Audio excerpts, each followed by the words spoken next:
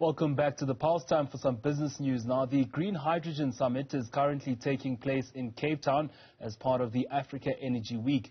South Africa is tipped to benefit immensely from green hydrogen as energy players like Sasol look to take the lead in the industry. Let's find out now how all the big talk around the clean energy can be converted into economic benefits. I'm joined in studio by founder and managing director at ARD Platinum and Eco Energy International, Naphtally Mafa. Let's look at green hydrogen as an energy source. What is it firstly, and how different is it from other renewable energy sources?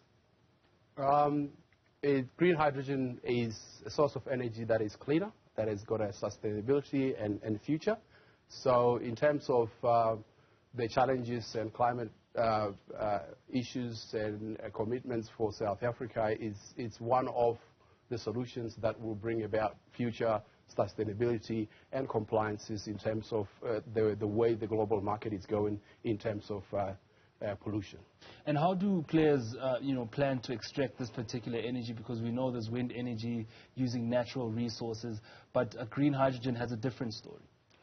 The green hydrogen is a different story because it's different. It's also new. It's in its infancy, actually. So there's a lot of things that is still getting worked out in terms of how we're going to harness and be productive and rely on hydrogen. So, but what we do, and my responsibility as a director at Eco Energy International, is that we want to talk about hydrogen in a perspective. I normally refer to it as the Khanyisa initiative. So that Khanyisa initiative, it's an initiative coming out of what I normally call it the Black Eye Initiative, which means that it's looking at the hydrogen in terms of what is applicable for South Africa itself. So because I use that word not to try and make the whole thing racial or political, I'm just using that because I'm black and that's the only eyes that I have. So I can only look at it in terms of that, from that point of view. Let's look at the practical examples then of extracting green hydrogen.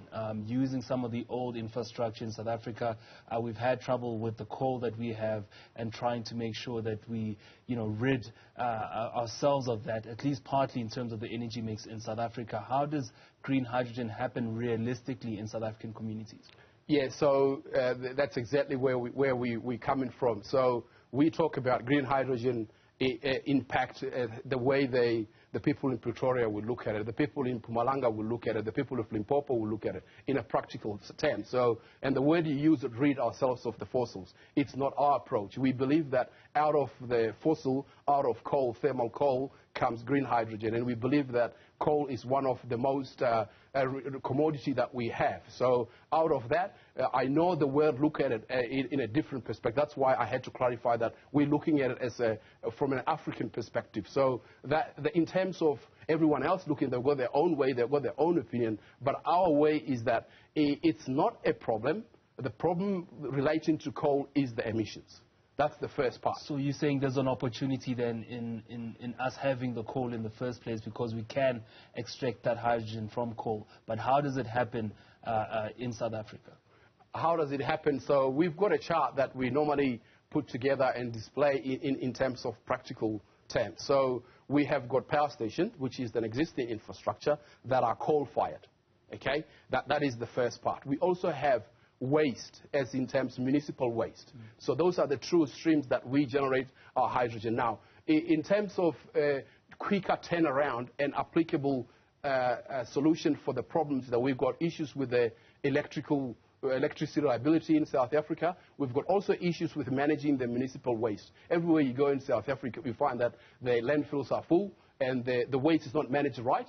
But we find that in the waste is our commodity because we harness that and get the hydrogen out of the syngas, which is cleaner than the gas that it is used at the moment. So we believe if we were to go the way that the Black Initiative is talking about, we go into the existing power stations that are deemed to be a trouble. We believe that it is a resource, a very lucrative resource for us and a strong point for us. So we go into the existing power stations that are supposed to be old. Yes, they are old. They are unreliable. So we go in the power station now, not in 2 years, not in 3 years. Now we go and refurbish them, repurpose them. We have to refurbish them because they are nearing the end of the life. But when we refurbish them, the turnaround time to refurbish the power station is not anywhere near comparable to the new infrastructure. So we refurbish them, which gives us another 35 to 40 years out of the already 45 years spent in some of them. So we refurbish them, repurpose them, convert them. Instead of taking in as a fuel coal, then they take the hydrogen as the fuel to power them up. These are now the power stations that have got access to coal. Now, the ones that are going back in the Free State, the old municipal-owned one that don't have access to coal anymore, they've got a lot of access to the municipalities next to them, like, for instance, Rooivalk Power Station. It's got Soshanguve, Outreachville, and all those areas that we have got organized rubbish collection or municipal waste collection that we have. So through that, we get the waste and then convert it to syngas, which we can fire it straight away using the clean gas that way, after obviously repurposing, refurbishing. And what kind of capital-intensive in work needs to be done in order to make sure that some of those projects that you talk about, using older infrastructure and turning some of the coal there into hydrogen power, using municipal waste and turning that into hydrogen power, how do you fund that firstly? Because as you say, the industry is new, so investment won't be as forthcoming in the beginning. So how do you convince investors to say, look, this is the future and this is how we look to change South Africa's energy mix? The investment issue, you're talking about direct foreign investment, it's an issue now. You know why it is? It's because we've got unreliable electricity. No one is going to come in and invest in us while we can't even keep the lights on. We're probably on now because of the generator somewhere. So what we are saying, for instance, Rooivalk, for example, it takes about 300 million rand to maintain that, to keep it care and maintenance. So 300 million, it's a fraction of what we would need to repurpose that power station, refurbish it, and start it afresh. When we do that, then we make sure that the grid is fully capacitated while we are compliant. We're not cowboys. We are compliant with our climate regulations and compliances. We will then boost what we call the foreign direct investment, because now all of a sudden we are working out of our existing infrastructure, the ones that were deemed to be problems. We are working out of the rubbish, the ones that are polluting and look filthy everywhere, and turn that into a cleaner energy straight from the grid. And that is a very big opportunity for South Africa, if you look at it the way we look at it. Most of the projects are still at conceptual stage when it comes to green energy, even for bigger players like Sasol that are still piloting some of the projects that they've got in Saldanha and other places. But just delivering on this and making sure that it's part of the energy mix and helping South Africa in order to be a green player in the world. Is it still talk? Is it something that we can do in the next couple of years? Is it something that we should be forecasting in the next 20? Because we've seen with wind energy, we've seen with sun energy that it's been harder to get those on the grid. Maybe not at their own fault, but it's great to talk about some of these clean energies, but getting them on the grid hasn't been so easy. Will it be the same for green hydrogen? No, not from our perspective, like I was saying. So we've got the power station that connected to the grid.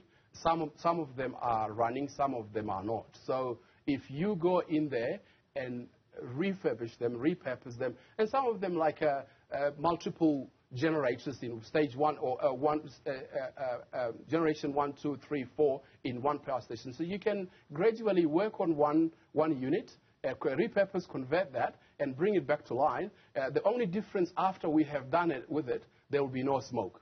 And we are not talking about concept. We're not talking about in a few years. I've been here before and said we needed a little bit of time, but very, very small compared to what new projects will be in. So max about, because we're going to be producing the modular reactors that we're going to plug onto the power stations, that's going to need time. So if you attack those production of the modules and refurbish them at the same time, the same clock, by the time you finish refurbishing, the modules are ready to plug in, you can be up and running within 14 months. And the only difference, like I was saying, between the existing power station when we finished it and now is smoke-free.